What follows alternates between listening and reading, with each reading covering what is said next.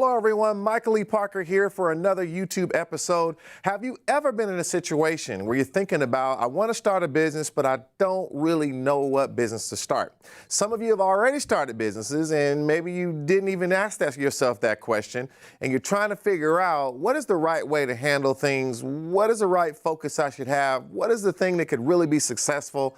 So I want to talk to you, being an entrepreneur that has started companies for over 2 decades and seeing so many diversities of experiences that come from starting businesses, I want to share with you, if I was starting from scratch all over again, what I would consider in starting a business. I've helped many entrepreneurs.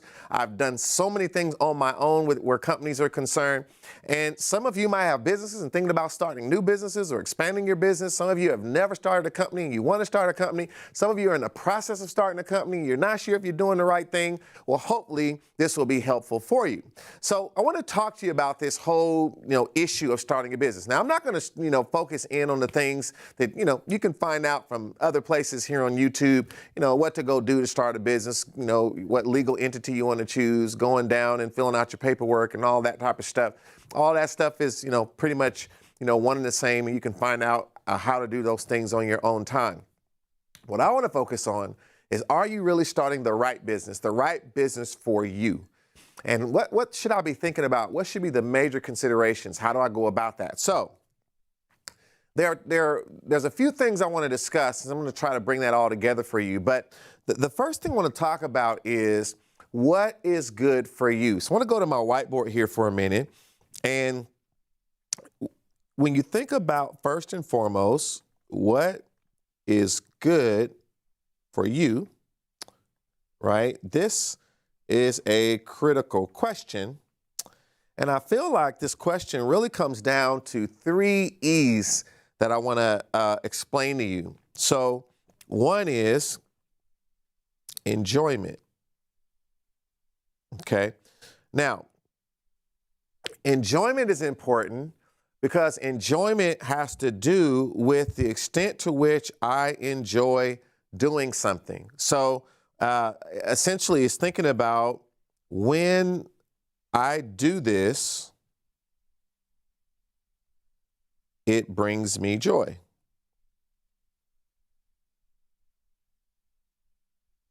So that's a very, very important consideration when we think about what is good for you, right? Now, you can't think about this only, but we're kind of building up to, how you really get to starting the right type of business, going into the right type of thing. So you want to think about, when I do this thing, whatever it is there something that you do that brings you joy, that makes you happy? So, this is a big consideration, because if you can start a business related to something that you enjoy and it really is something you just love doing, you're going to feel good every day you work. You're going to feel good every day you serve. You're going to feel good every day that you make money, because you're not just making money, you're also doing things that bring you happiness, bring you joy. So this is a big consideration, right? Do you feel that sense of joy when you do this thing? Because if you don't, if there's not any sense of enjoyment with it, then when things begin to come up and things get hard, and you have to spend those late hours, and you have to put the work in, it becomes even more, difficult to be consistent and to be effective, because you just don't enjoy what you do, right? And a lot of people, we've had to do this, right, in our lives, where we took a job or we did something specifically, and not because we enjoyed it, but we needed to make some money. And we've all been in that situation. And when you're in that type of situation, normally you're not thinking about something you want to continue to do, right? I'm doing this, and I'm doing this. I remember my first job was at Target. I had on a red vest, and I was stocking shelves and doing all that stuff, and I was in high school. And so I wasn't there for enjoyment. I was there to have some extra income, right? So in my mind, I knew I would not be in there long term. I had a temporary mindset every day that I put that vest on and I walked into Target. So when you think about what you're doing as an entrepreneur, you can't think that way as a temporary thing. You're trying to create something that can create long-term stability for you and your family. So you can't wake up every day with that type of thought process. So that is, definitely something that is a very, very big red flag if you don't even enjoy what you're doing. All right. Here's another consideration, is the word effortless. Okay. So, things that seem to come, I'm going to put super easy, right? It's almost like I don't have to exert a lot of effort to do this. It just comes to me like I just do it well. Like, you know, it just seems easy when I do this. It seems easy when I approach this particular type of thing. So you're looking for things that, you know, it's almost like you can't explain it. You just have a knack for it. You have a knack for interacting with people, interacting with kids, interacting with parents, interacting with people who want to buy things. You have a knack for selling. You have a knack for making people feel appreciated when you talk with them. So you have a knack for coaching. You have a knack for solving problems. You have a knack for numbers. You have something that is really good when it comes to writing. You have something that's very good in terms of making conversation with people, right? Whatever those things are. And then you begin to look for, is there a business that allows me to do the things that I am effortless at? Now, you've heard me talk about how we want to strive for mastery. And when we get to levels of mastery, it's when I can do things without the use of a lot of conscious resources because it's almost subconscious. It's almost like it's just what I do. So you want to consider this. And a lot of you out there, you've got different things in your career. And I really recommend that everybody have some form of a business, even for tax reasons. There's ways that you can do that and do that safely and still have a lot of benefits from a tax perspective. So if you're in a career, whatever you're in, and you're thinking about, maybe doing something that you're good at, you want to think about it. What are those things that just kind of effortless for you, right? And it's not always, something that you do with your hands and feet, right? It can be something you do with your mind, your mouth, how you speak. All these different things can be a part of that. So again, those things that seem to come super easy to you is a very, very important consideration. Now, here's another one that I want you to be aware of, and I'll explain this. This is encouraged. Now, what do I mean by encouraged? Things that people tend to compliment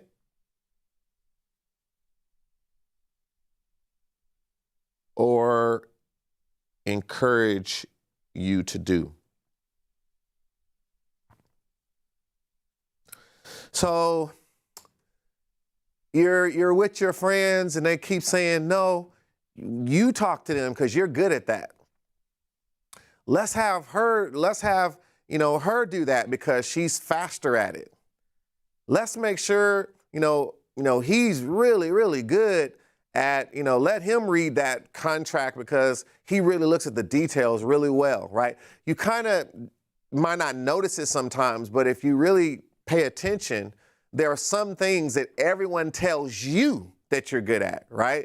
And they tell you how by asking you to do it. If everyone keep coming to you, asking you to cook for them, they think you can cook well, right? They think you can do, or that particular meal, that particular dessert, they think you're really good at that. If someone keeps coming to you for help with certain things as it relates to their health, their fitness, they like being around you, and you start to encourage them to work out, there might be something there, right? So you want to think about, what are those things that people encourage me, right? They encourage me to actually do.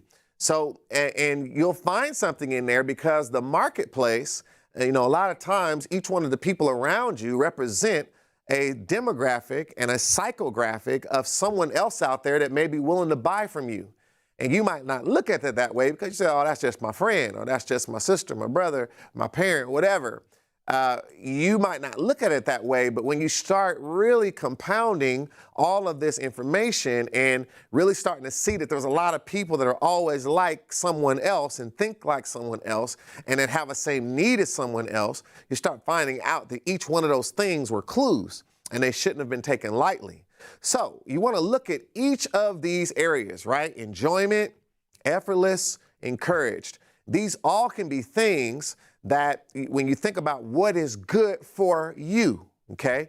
And this is only, this is one of the considerations, not all of it, but this is one of the considerations that we should have. In other words, to really, really make sure that we are first, just being considerate. Is this good for me, right? But there's another consideration. So we said, what is good for you? So another consideration that I want you to also understand is a critical question is what is good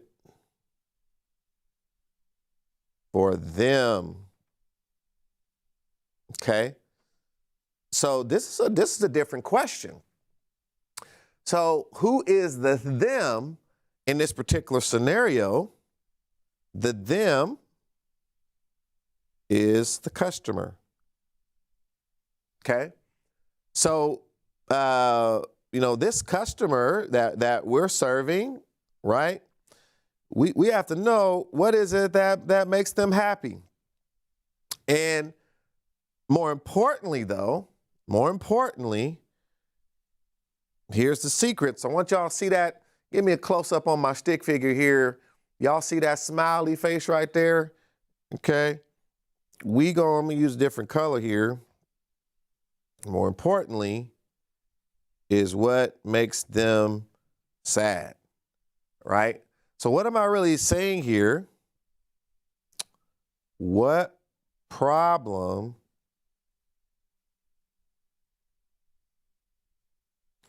does the market have? Okay. So when you think about what's good for them, now I want you to think about this. So the biggest indicator of business success is how well you have defined a realistic problem in the market. So the market doesn't care about your passion or your hobby or what you like to do. Now, we had to start with that, though. We got to think about ourselves, but the market don't care about that. The market wants to know, can you solve a problem, right? And when we say problem, right, we're also saying pain, right? So what type of pain in the marketplace, why do people spend money is to take something away that's a pain or a problem. Did you know one of the most profitable businesses in the world today is the pharmaceutical industry? And why is that? They give you something to take away pain, right?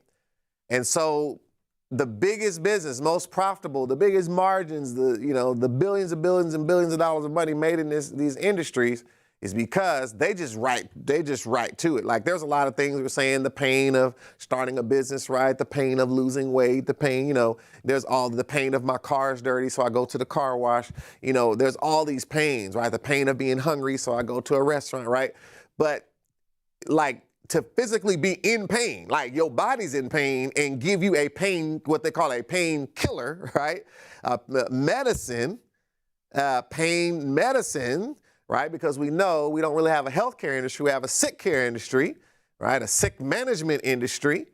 And again, a lot of money is made off of our sickness. But there's something to be learned from this truth, from this fact, is we have to solve a problem and a pain of the marketplace if the business is going to be successful. So it doesn't matter what's good for you if you don't also consider what is good for them. So we're thinking about that pain. And remember, people spend to get away from pain.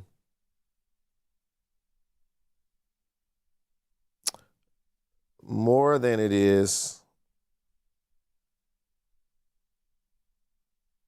towards pleasure. Now, I know, you say, well, wow, is that really true? Well, when you really think about it, everything that you think someone is doing because of pleasure, it's really because they don't want to deal with the absence of that pleasure, which is the pain, right? So you say, well, no, I'm doing this because I want to eat this donut, right? I like how a donut is. Well, no, you don't want to deal with the pain of giving up the donut. That's the reason you can't stop. That's the reason you can't change that thing, is the pain of giving up the thing that you like, that brings you pleasure. So, and you'll find that out as soon as you try to change. As soon as you try to make an effort to change, you'll see that's something on the inside that's fighting against you changing, is the thought that I would have to give up something that I want. So the pain of that keeps us doing that thing, whether it's a habit, whether it's buying something. So we spend our way to get away from pain. So keep that in mind. And that is why, if you're going to have a sustainable business, you've got to know what's good for them. So now that we understand these two things, right? We'll go back for a minute and we learned about what's good for you. You look at your enjoyment, what's effortless, what's encouraged. We looked at what's good for them, right? Which is, again, dealing with the pain of the customer, the problem in the marketplace, finding something. And again, people get paid more who solve bigger problems. So the person that checks you out at the grocery store solves the problem of your goods getting in the bag so you can take it to go to the car. That's a problem. Not as big as a doctor solving a problem. Not as big as a lawyer who's trying to help you get out of, not go to jail, right? So all these different things, you make more money, the bigger problem you solve. You solve a problem for a company of how to become $1 million business, that's a big problem that you're solving for them, so they're gonna pay you more. So these are all things. If you solve the problem of health or fitness, it's a bigger problem than getting some tennis shoes, right? I do need shoes on my feet. That's a problem. It's not as big as, fighting blood pressure. So all these things we have to understand about whatever we're into. We have to know what we're doing and why. Now, how does this all come together? So what I want you to see is there is a sweet spot to this whole thing. So we talked about what is good for you, right? And then there is what is good for them. So actually, get another color here. Let's use it with green. There's a sweet spot right here, right? And this sweet spot, this is where you want to start the business that's right for you, right? So this is the business that is right for you. So you might know, I want to do something related to talking to people, helping people. I want to do something related to fitness and health. I want to do something related to financial management. I want to do something related to, fixing things for people, whatever that thing is. But you want to do that analysis to say specifically in the area of that industry, what is it that I really enjoy? What comes effortless to me? What is the things that people tell me all the time and encourage me to do? And then where's a real problem in the marketplace? So when we're thinking about what's good for them, right, we're thinking about the market size. So there could be someone that has that problem, but it's like a few people. So how big is that market so that if I start a business, everyone in that market's not going to want to do business with me. So I got to know that that market is big enough that if there was a small portion of that market that, turned and did business with me, it was enough for me to sustain a business. Another thing we're looking at is continuity. So for that particular market or business, is it something that people have to come back, right? Or can I only sell them something one time? Like it's something that they just get for life, right? So if that's the case, then I got to make sure I can make enough money every time I sell this thing because they don't have to come back to me for it. So I'm looking at those things as well. So when you get that sweet spot, now you're starting to get a business that can really last and really sustain itself. Now, if you're still here, make sure you subscribe, like, and comment, and share, and do all that stuff with people who may want to enjoy this YouTube session. I always want to tell people and let people know what we are doing here at You Are CEO. So make sure you like and subscribe and comment and share.